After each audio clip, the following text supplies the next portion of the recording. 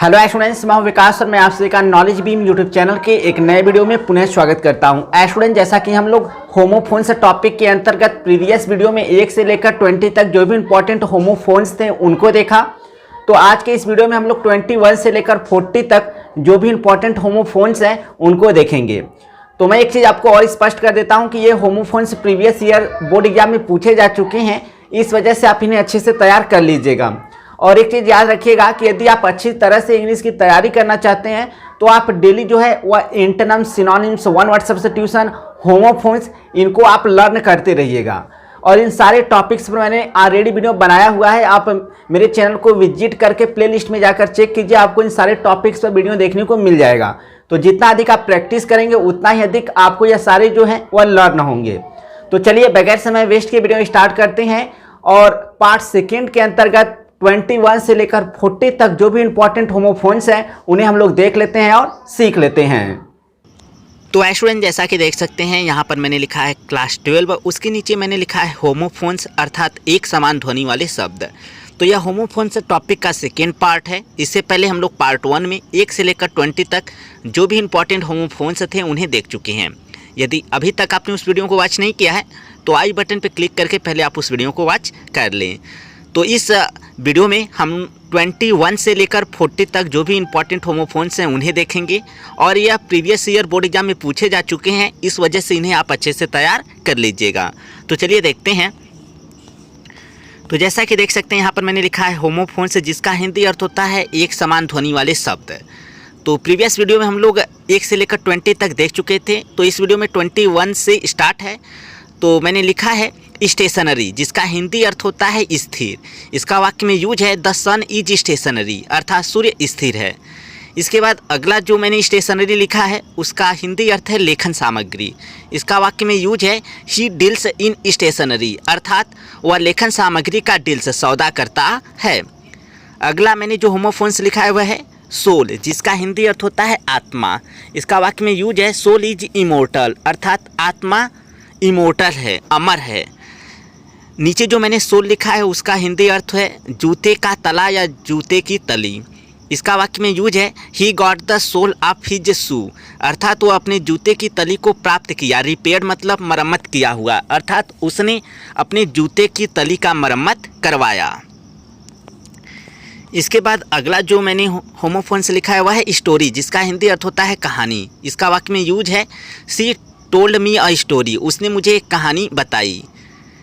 जो मैंने नीचे स्टोरी लिखा है उसका हिंदी अर्थ है मंजिल। इसका वाक्य में यूज है his office is in the second story, अर्थात उसका कार्यालय दूसरे मंजिल में है।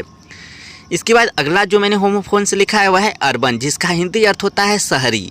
इसका वाक्य में यूज है it is an urban area, यह एक शहरी क्षेत्र है।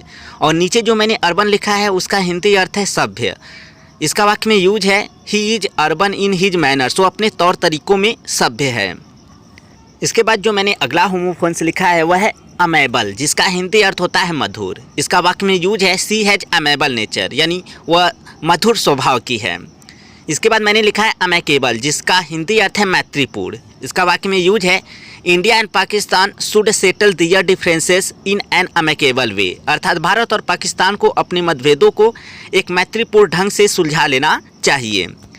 इसके बाद अगला जो होमोफोन्स है वह है कजुअल, जिसका हिंदी अर्थ होता है आकस्मिक। इसका वाक्य में यूज है he has applied for casual leave, अर्थात उसने आकस्मिक छुट्टी के लिए आवेदन किया है। इसके बाद है काजल, जिसका हिंदी अर्थ होता है कारण संबंधी। इसका वाक्य में यूज है there is causal relation between food and health, अर्थात भोजन और स्वास्थ्य के बीच कारण संबंध है। इसके बाद अगला जो मैंने होमोफोन्स लिखा है वह है साइट, जिसका हिंदी अर्थ होता है उदाहरण देना। इसका यूज है can you site of oxymoron, क्या तुम विरोधाभास का उदाहरण दे सकते हो। उसके नीचे जो मैंने साइट लिखा है उसका हिंदी अर्थ होता है स्थान। इसका वाक्य में यूज है this site is suitable for my new office, अर्थात यह स्थान मेरे नए कार्यालय के लिए उपयुक्त है। इसके बाद जो मैंने अगला होमोफोन्स लिखा है वह है कंसिडरेबल, जिसका हिंदी अर्थ होता है काफ़ी। इसका वाक्य में यूज है I have spent a considerable amount of money, अर्थात मैंने पर्याप्त धन को खर्च कर दिया है अपॉन मैरिज क्लॉथेस, यानी विवाह के कपड़ों के ऊपर, यानी मैंने विवाह के कपड़ों के ऊपर पर्याप्त धन को या काफ़ी धन को खर्च कर दिया है। इसके बाद मैंने नीचे जो लिखा है कंसिडरेट, जिसका हिंदी अर्थ होता है विचारवान। इसका वाक्य में यूज है the new officer is a considerate man, अर्थात नया ऑफिसर एक विचारवान व्यक्ति है। इसके बाद जो मैंने अगला होमोफोन्स लिखा है वह है चाइल्डिश, जिसका हिंदी अर्थ होता है मूर्खतापूर्ण। इसका वाक्य में यूज है आल्दो ही इज ग्रोवेन अप, यद्यपि वह वयस्क है, हिज हैबिट्स, उसकी आदतें आर चाइल्डिश, यानी कि मूर्खतापूर्ण हैं। यद्यपि वह वयस्क है फिर भी उसकी आदतें मूर्खतापूर्ण हैं। इसके नीचे मैंने लिखा है चाइल्ड लाइक, अर्थात बच्चों सा। इसका वाक्य में यूज है his a child like simplicity, यानी उसका बच्चों सी सादगी प्लीजेज एवरीवन, हर किसी को प्रसन्न करता है। इसके बाद अगला जो मैंने होमोफोन्स लिखा है वह है ड्राफ्ट, जिसका हिंदी अर्थ होता है घूंट। तो इसका वाक्य में यूज है he drank all the water in one draft, यानी उसने पूरे जल को एक घूंट में ड्रैंक पी गया। और नीचे जो मैंने ड्राफ्ट लिखा है उसका हिंदी अर्थ होता है सूखा। तो इसका वाक्य में यूज है draft destroyed the crop last year, अर्थात सूखा पिछले वर्ष फसलों को डिस्ट्रॉयड कर दिया, नष्ट कर दिया या बर्बाद कर दिया। इसके बाद आगे बढ़ते हैं तो अगला जो मैंने होमोफोन्स लिखा है वह है डिफरेंस, जिसका हिंदी अर्थ होता है आदर। और जो नीचे मैंने डिफरेंस लिखा है उसका हिंदी अर्थ होता है अंतर। इनका वाक्य में यूज देखते हैं the young should show difference for the elders, यानी युवा लोगों को बड़े लोगों के लिए सम्मान या आदर दिखाना चाहिए। और जो नीचे मैंने डिफरेंस लिखा है उसका हिंदी अर्थ है अंतर।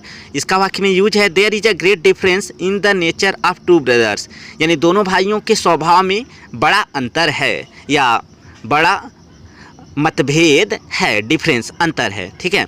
इसके बाद अगला जो मैंने होमोफोन्स लिखा है वह है डुअल, जिसका हिंदी अर्थ होता है दोहरा। इसका वाक्य में यूज है we should not adopt dual policy, अर्थात हमें दोहरी पॉलिसी को, नीति को अडॉप्ट नहीं करना चाहिए, ग्रहण नहीं करना चाहिए, अपनाना नहीं चाहिए। नीचे जो मैंने डुअल लिखा है उसका हिंदी अर्थ होता है द्वंद्व युद्ध, यानी Sohrab was killed in dual, यानी सोहराब को द्वंद्व युद्ध में जान से मार दिया गया। इसके बाद जो मैंने अगला होमोफोन्स लिखा है वह है इंडस्ट्रियल, जिसका हिंदी अर्थ होता है औद्योगिक। और जो नीचे मैंने इंडस्ट्रियस लिखा है उसका हिंदी अर्थ होता है परिश्रमी। तो इनका वाक्य में यूज देखते हैं Kanpur is an industrial city, यानी कानपुर एक इंडस्ट्रियल सिटी है, यानी औद्योगिक शहर है। और जो इंडस्ट्रियस मैंने लिखा है परिश्रमी, उसका वाक्य में यूज है Suresh is an industrious boy, यानी सुरेश एक परिश्रमी लड़का है। इसके बाद जो मैंने अगला होमोफोन्स लिखा है वह है टेम्परेरी, जिसका हिंदी अर्थ होता है अस्थाई। इसका वाक्य में यूज है he was given a temporary appointment for 6 month, यानी उसे 6 महीने के लिए अस्थायी रूप से अपॉइंटमेंट दिया गया था, यानी उसे 6 महीने के लिए अस्थायी रूप से उसकी नियुक्ति की गई थी। इसके बाद नीचे मैंने लिखा है टेम्पोरल, जिसका हिंदी अर्थ होता है सांसारिक। इसका वाक्य में यूज है a king has only temporal authority, यानी एक राजा के पास केवल सांसारिक अधिकार होता है। इसके बाद अगला जो मैंने होमोफोन्स लिखा है वह है रूट, जिसका हिंदी अर्थ होता है जड़। और जो नीचे मैंने रूट लिखा है उसका हिंदी अर्थ होता है मार्ग। तो इनका वाक्य में यूज देखते हैं the oak tree has deep root, यानी ओक वृक्ष के पास गहरी जड़ें होती हैं, यानी ओक वृक्ष का जड़ गहरा होता है। इसके बाद रूट, जिसका हिंदी अर्थ होता है मार्ग, इसका वाक्य में यूज है which is the shortest route to the station, यानी स्टेशन के लिए कौन सा सबसे छोटा मार्ग है या कौन सा सबसे छोटा रास्ता है।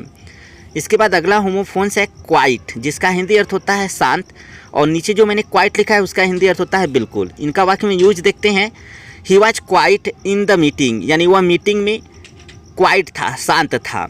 और नीचे जो मैंने क्वाइट लिखा है उसका हिंदी अर्थ है बिल्कुल। इसका वाक्य में यूज देखते हैं he is quite well now, वह काफ़ी अच्छा है। नाउ मतलब अब वह काफ़ी अच्छा है। इसके बाद अगला जो मैंने होमोफोन्स लिखा है वह है रेज, जिसका हिंदी अर्थ होता है नष्ट करना। इसका वाक्य में प्रयोग है मेनी बिल्डिंग्स वर रैज, यानी बहुत सारे बिल्डिंगों को रैज कर दिया गया, अर्थात नष्ट कर दिया गया। नीचे जो मैंने रेज लिखा है उसका हिंदी अर्थ होता है क्रोध। इसका वाक्य में प्रयोग है ही बीट मी इन रेज, उसने मुझे क्रोध में मारा। उसने मुझे क्रोध में क्या किया, मारा या पीटा। इसके बाद अगला जो मैंने होमोफोन्स लिखा है वह है राइट, जिसका हिंदी अर्थ होता है सही। इसका वाक्य में प्रयोग है डू वाट इज राइट, करो वाट इज राइट, जो सही है। और उसके नीचे मैंने लिखा है राइट, जिसका हिंदी अर्थ होता है संस्कार। तो इसका वाक्य में यूज है the funeral rights were perform, यानी अंतिम संस्कार परफॉर्म्ड किए गए।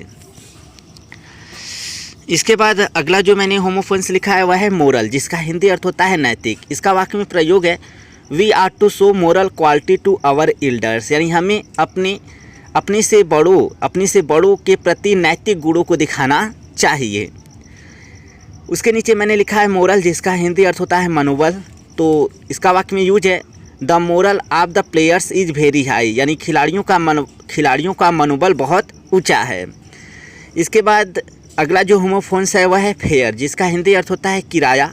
इसका वाक्य में यूज है वी पे फेयर, हम लोग किराया अदा करते हैं, देते हैं। इफ़ वी ट्रैवल इन अ बस, यदि हम एक बस के अंदर या एक बस में यात्रा करते हैं। और नीचे जो मैंने फेयर लिखा है उसका हिंदी अर्थ होता है मेला या फिर सुंदर भी होता है। तो यहाँ पर मैंने यूज किया है मेले को लेकर, तो इसका वाक्य में यूज है Ravi is going to the fair, अर्थात रवि मेले को जा रहा है। तो स्टूडेंट्स ये थे 21 से लेकर 40 तक जो भी इम्पोर्टेंट होमोफोन्स थे। तो यहाँ पर जाते जाते मैंने एक होमोफोन्स आपके लिए लिखा है और आपको इस होमोफोन का अर्थ बताना है और साथ ही साथ आपको वाक्य में यूज भी करना है और अपने आंसर को कमेंट के माध्यम से सेंड करना है। तो वह होमोफोन्स है इनसाइट, और नीचे भी देख सकते हैं इनसाइट लिखा है। तो इसे आपको अपने वाक्य में प्रयोग करना है और अपने आंसर को कमेंट के माध्यम से सेंड करना है। और अच्छी तरह से अगर इंग्लिश की तैयारी करना चाहते हैं बोर्ड एग्जाम 2021 के लिए, तो हमारे चैनल नॉलेज बीम को प्ले स्टोर से ज़रूर आप इंस्टॉल कर लीजिएगा। तो इस वीडियो में फिलहाल इतना ही। Thank you. तो स्टूडेंट्स, इस वीडियो में हम लोगों ने 21 से लेकर 40 तक जो भी इंपॉर्टेंट होमोफोन्स थे उनको देखा। आई होप आपको ये सारे होमोफोन्स अच्छे से समझ में आ गए होंगे। फिर भी अगर आपको किसी तरह का कोई प्रॉब्लम है तो मुझे कमेंट सेक्शन में जरूर बताएं। और चैनल पे पहली बार आए हैं तो चैनल को विजिट करके प्लेलिस्ट में जाकर चेक कीजिए, आपको सारे टॉपिक्स पर वीडियो देखने को मिल जाएंगे। तो इस वीडियो में फिलहाल इतना ही, मिलते हैं नेक्स्ट वीडियो में। तब तक के लिए thank you so much for watching this video.